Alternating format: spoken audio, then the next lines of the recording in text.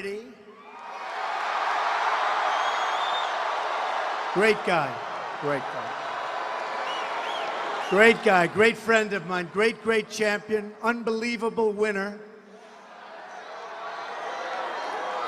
He called today and he said, Donald, I support you, you're my friend, and I voted for you.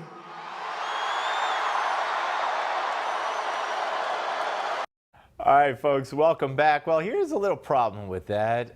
First of all, he also at the rally read a letter from Bill Belichick, the head coach of the New England Patriots. And Belichick ripped the media, praised Trump.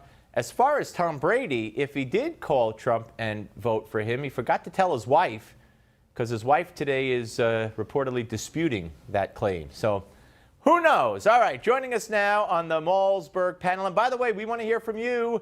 It's Election Day, folks. I know you're out there. 877-NEWSMAX, 877-639-7629. Noelle Nikpour, Republican strategist, political consultant, and author of Branding America.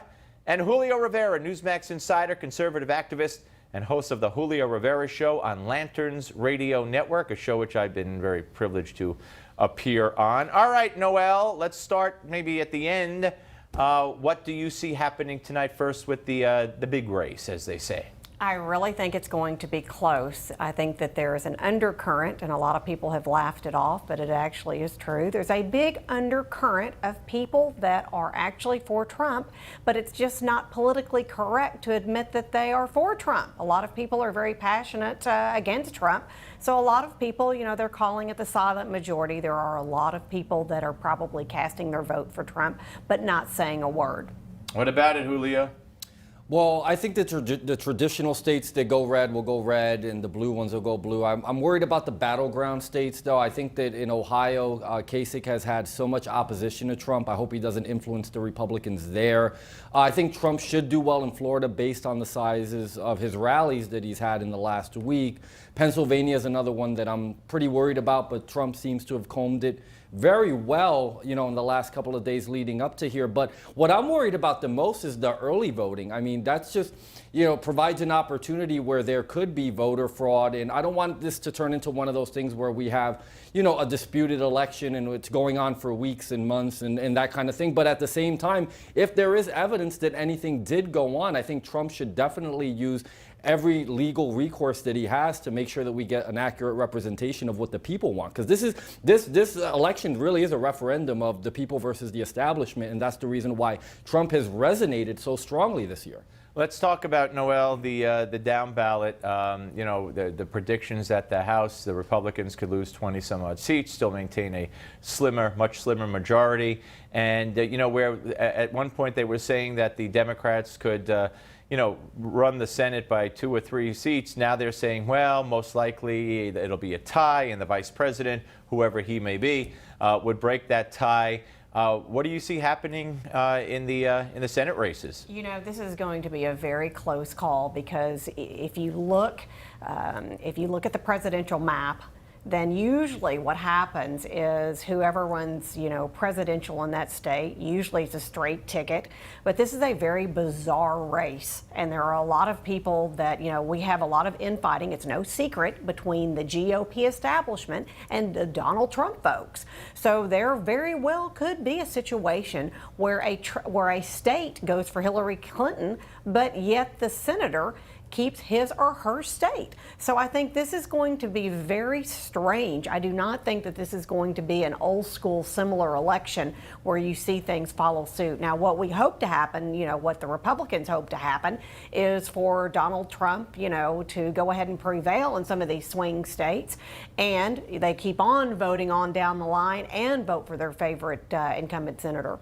Julio, I just want to, before I get to you on the Senate races, there are reports now that a judge in Nevada has turned down the Trump request, the Trump campaign again, saying that polls were kept open 2 hours too long in early voting in some instances, and one of those results of the early voting to be set aside.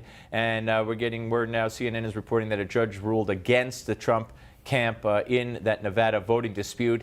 Again, this would only be step number one. They could certainly appeal it if Nevada winds up to be a decision-making state, and it's very close in the end. But this is a ruling that came today. And also, we should point out that the Supreme Court and Ruth Bader Ginsburg, who should have recused herself, and I hope recuses herself from anything involving Trump from here on in after what she said about him, she actually, speaking on behalf of the Supreme Court, turned down a Democratic request to, quote-unquote, rein in some Trump people and Roger Stone groups, etc. So there's been filing of lawsuits and victories on both sides. But let's get back to the Senate races, Julio. What do you think the prospects are for the Democrats and or the Republicans?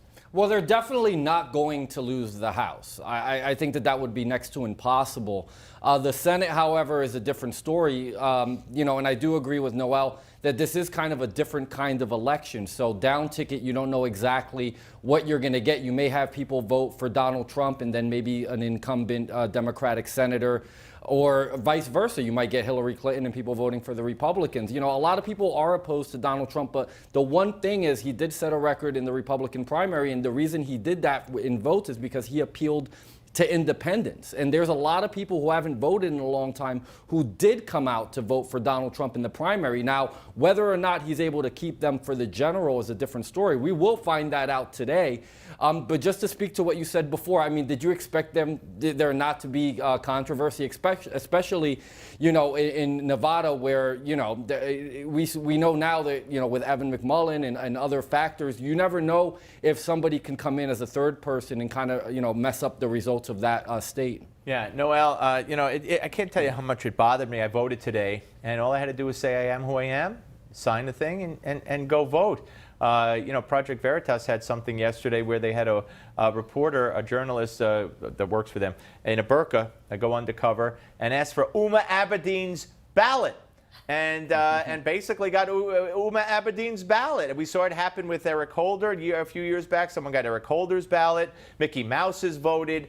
You don't want to cry that if you lose, but it is really a problem that really needs to be addressed. Everybody should have voter ID. I have never understood the argument against... Well, blacks can't get it. Don't you know? Blacks are incapable of getting a voter ID. But, you've got to realize this. This has nothing to do with, race or anything. This has to do with your right and protecting your right to vote and vote once and be alive to vote. Think about IDs. Think about what they're used for. I could not walk into a liquor store if I was 17 years old and buy alcohol. I have to show my ID. You have to show your ID for everything. And I don't understand why it goes back to race or unfairness or even a Republican advantage for people to show an ID. Or some people say it's voter intimidation. It's not intimidating. You just show your ID and you go. The problem, Julio, is that you have these liberal judges in these many states that have seen the voters speak, seen the legislature and the governor speak, and then say, oh no, this is specifically aimed at suppressing the black vote, and they overturn it, and it's a shame. I think that's racist in and of itself. It's like basically saying black people are incapable of getting an ID. And you know what? I'm going to specifically write in my will that after I die, any vote that I take will be a Republican vote. But it's the truth. It's nonsense. And, it upsets me when people try to make that argument because, listen, just like you said, to the liquor store, to get a gun, to drive a car, to do anything, you have to be able to show ID. Now, are cops now going to be racist if they pull over black people and the black people say, I don't have a driver's license? How could you expect me to have a driver's license? It's insanity. Yeah, it is. All right, and what do you think, Noelle, of Uma being back today, Election Day? It's almost, to me, she's been away so long, it would have been smarter just to keep her at home in Brooklyn for one more day. Not that it's going to matter, I guess, but I read it as in your face, America. She's back with me, and she's going to be with me in the White House. The Clintons are not, they're about bad optics. I don't really think, that they really care what it looks like. Hillary wants who she wants on her staff. She wants to be associated. She doesn't really care. She's got 18 things going on, and I'm sure her housekeeper is at the house tidying away as we speak. So. Our housekeeper probably printed up more of that classified information, Julio. Yeah, and you never know. If they're hiring illegal immigrant labor, God knows what country that housekeeper may be from. Who knows if it's a spy? You never know. You never know. All right, well, panel, I guess so on the spot, 10 seconds each. Noelle, who's going to win tonight? I think it's going to come down to Who's going to win tonight? I have no idea. All right, Julio? Trump, barely. All right, there you go. Let it be noted that Julio went on the record and Noelle hemmed and hawed. That's what you saw, a hem and a haw. All right, thank you both. I'm only kidding. Coming up next, Tom Tancredo and J.D. Hayworth, my colleague, will give their unique takes on the direction of the race. And I'm sure, well, hopefully we'll get some positive, encouraging predictions, spelled Trump. Keep it here.